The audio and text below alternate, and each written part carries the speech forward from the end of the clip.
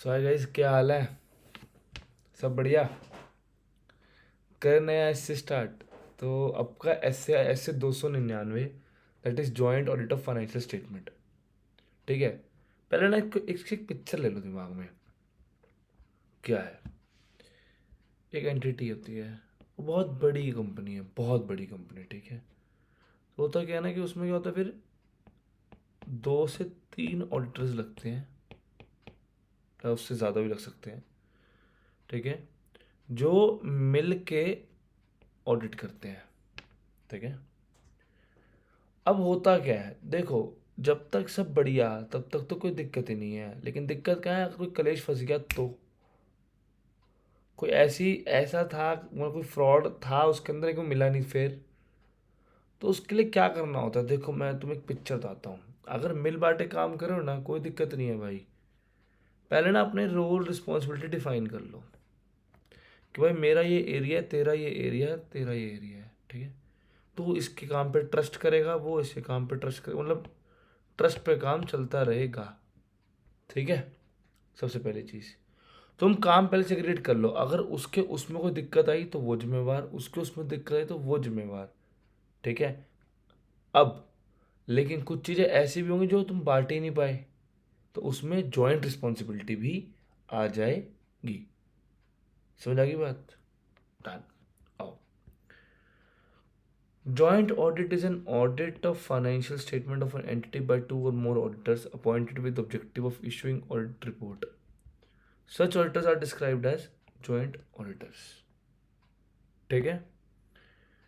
क्या कर रहे हैं, 2 और more auditors आ रहे हैं, ऑडिट कर रहे हैं, रिपोर्ट देनी है, तो वो जॉइंट ऑडिटर बन जाते हैं। ठीक है।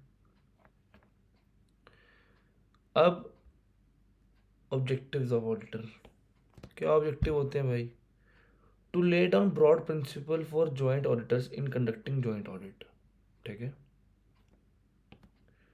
जो ब्रॉड प्रिंसिपल्स हैं उनको ले डाउन करना। देखो, याद रखो, broad principles to identify individual responsibility and joint responsibility. ठीक है। इंडिविजुअल रिस्पॉन्सिबिलिटी और जॉइंट रिस्पॉन्सिबिलिटी आइडेंटिफाई कर लो। इसके बाद to identify distinct areas of work and coverage by each joint auditor. ठीक है। और लास्ट बट नॉट लीस्ट, एक यूनिफॉर्म अप्रोच। देखो, जॉइंट ऑडिटर केस में ऑब्जेक्टिव क्या होगा? ऑब्जेक्टिव बहुत सिंपल सा होगा। सबसे पहले तो भाई देखो बताता हूँ, इंडिविजुअल रिस्पॉन्सिबिलिटी, तो सबसे पहले आ गया रिस्पॉन्सिबिलिटी। ठीक है। फिर कवरेज, फिर यूनिफॉर्म अप्रोच। ठीक है। और ये सब करने के लिए प्रिंसिपल्स लगेंगे, तो प्रिंसिपल्स खत्म। जॉइंट ऑडिटर के लिए केस में ऑब्जेक्टिव्स क्या होंगे? सीधी सी बात है ना भाई, रिस्पॉन्सिबिलिटी फंसेगी, कवरेज फंसेगी, अप्रोच फंसेगी और प्रोसीजर फंसेंगे। खत्म। इसको साफ सुथरा लिख देता हूँ। रिस्पॉन्सिबिलिटी,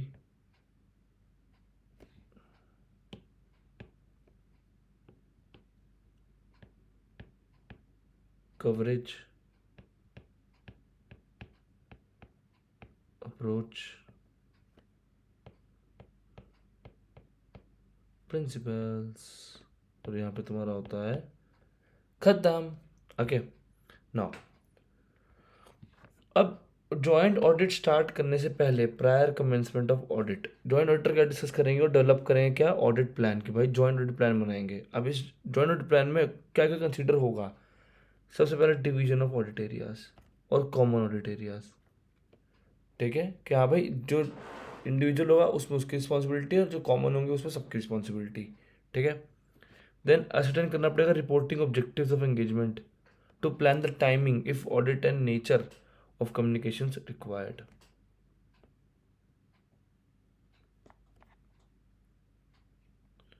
ठीक है। देन कंसीडर कम्युनिकेट करना पड़ेगा among all joint auditors the factors that in their professional judgement are significant in directing engagement teams efforts. ठीक है। तो हमें करना पड़ेगा भाई, कंसीडर कम्युनिकेट करना पड़ेगा अमंग ऑल जॉइंट ऑडिटर्स, जो फैक्टर्स हैं वो सब फैक्टर्स हमें कंसीडर कम्युनिकेट करने पड़ेंगे इन देयर प्रोफेशनल जजमेंट, वो सिग्निफिकेंट है इन डायरेक्टिंग एंगेजमेंट टीम्स एफर्ट, ठीक है। ओके, मतलब टीम के एफर्ट कितने लेंगे उसके ऊपर है वो, टीम्स एफर्ट। इस वक्त कंसीडर करना result of preliminary engagement activity and where applicable whether knowledge gained on other और similar engagement perform earlier by respective engagement partner for entities relevant. मतलब भाई कंसीडर करना है कि जो प्रिलिमिनरी एंगेजमेंट करी, मतलब एंगेजमेंट से पहले का जो काम करा उसका रिजल्ट क्या है वो कंसीडर कर लियो भाई। Where applicable whether knowledge gained on other similar engagement perform by respective engagement partner for entities relevant. को जो पहले की नॉलेज है वो भी रेलिवेंट है तो वो भी लगा दियो भाई, कंसीडर कर लेना। और असर्टेन करेगा entity of response to perform engagement. अब देखो सुनो, तुम बताता हूँ क्या करना है। एनटी तो हर जगह ही लग रहा है, डेट टाइम एक्सटेंट, पहला हो गया। दूसरा प्रीलिमिनरी एंगेजमेंट का जो रिजल्ट है वो कंसिडर करना है। ये तो मतलब बहुत बेसिक है, तो हर आंसर में है। अब सबसे पहले तुम्हें देखना पड़ेगा एडिट ऑडिट एरिया डिवीजन, ठीक है। फिर रिपोर्टिंग ऑब्जेक्टिव्स, और तीसरा एंगेजमेंट टीम के एफर्ट। क्या बोला मैंने, division of work, division of audit areas हो गया। फिर रिपोर्टिंग, रिपोर्टिंग कौन करेगा भाई, रिपोर्टिंग याद तंग बोल रहा हूँ, रिपोर्टिंग कौन करेगा, एंगेजमेंट टीम करेगी, ठीक है। 3 पॉइंट वो याद हो गए, नीचे एनटी और लास्ट बट नॉट ये तुम्हारा प्रिलिमिनरी एंगेजमेंट का रिजल्ट खत्म। हाँ। अब देखो भाई, ईच जो ऑडिटर रिस्पॉन्सिबल होगा सिर्फ जो उसको काम एलोकेट हुआ है उसके लिए, ठीक है। लेकिन जॉइंटली और सेपरेट रिस्पॉन्सिबल किसके लिए होगा, वो काम जो कि भैया डिवाइड नहीं हुआ, जो उन डिसीजंस जो सब ऑडिटर्स ने मिलके लिए, ठीक है। उन मैटर्स पे जो कि नोटिस पे लाए गए of joint auditor by any one of them, मतलब जॉइंट ऑडिटर के नोटिस में ला दिया गया मैटर। एग्जामिन करना financial statement of entity, comply with requirement of relevant statutes. भाई देखो, जो ये चीज़ें हैं ना, पूरे financial state overall financial statement relevant statutes को कर रहा है, कंप्लाई नहीं कर रहा, वो जॉइंट ऑडिटर की रिस्पॉन्सिबिलिटी है, राइट। सबको देखनी चाहिए। तुमने अपना अपना एरिया चेक कर लिया वो तुम्हारी सिद्धि, लेकिन फाइनेंशियल स्टेटमेंट के केस में और प्रेजेंटेशन डिस्क्लोजर भी, जो प्रेजेंटेशन डिस्क्लोजर एजोशन है उसका भी ध्यान जॉइंट ऑडिट रिस्पॉन्सिबिलिटी होती है। और जो ऑडिट रिपोर्ट दे रहे हो वो भाई रिक्वायरमेंट ऑफ रिलेवेंट स्टैट्यूट्स। तो देखो भाई, ले दे के ये 3 काम तो समझ आ गए।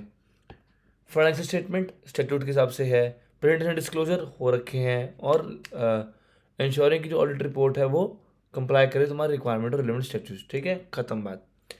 इसके बाद जो ऊपर, तो ऊपर वाला क्या होगा भाई, उस काम को ऑफिसर जो डिवाइड नहीं हुआ, जो डिसीजन सबने लिया, और वो मैटर जो कोई और ऑडिटर या कोई भी तुम या कोई और ऑडिटर जो है जॉइंट ऑडिट के साथ बैठ के लेके आया उन मैटर्स को, खत्म। अब ऑडिटर, हर जॉइंट ऑडिटर को क्या करना पड़ेगा, एजम्पशन लगानी पड़ेगी। क्या एजम्पशन लेनी पड़ेगी, कि दूसरे जॉइंट ऑडिटर ने काम करा है वो actually been performed in accordance with SAs, standard on auditing, ठीक है, इशूड बाय ICAI। ओके, मतलब बेसिकली जो एसेज जो है ये ICAI इशू का, उस हिसाब से उसने काम करा है, ये मान लेंगे, कोई टेंशन नहीं है। और other joint auditor board to set joint auditor notice any departure from applicable FRF और significant observation that are relevant to responsibility notice in course of audit. और ये कि भाई कोई ऐसा मैटर था जो हमें बताना चाहिए था, उसने बता दिया है, तो ठीक है, खत्म। जॉइंट ऑडिटर था मेरा यहाँ पे खत्म। Okay guys.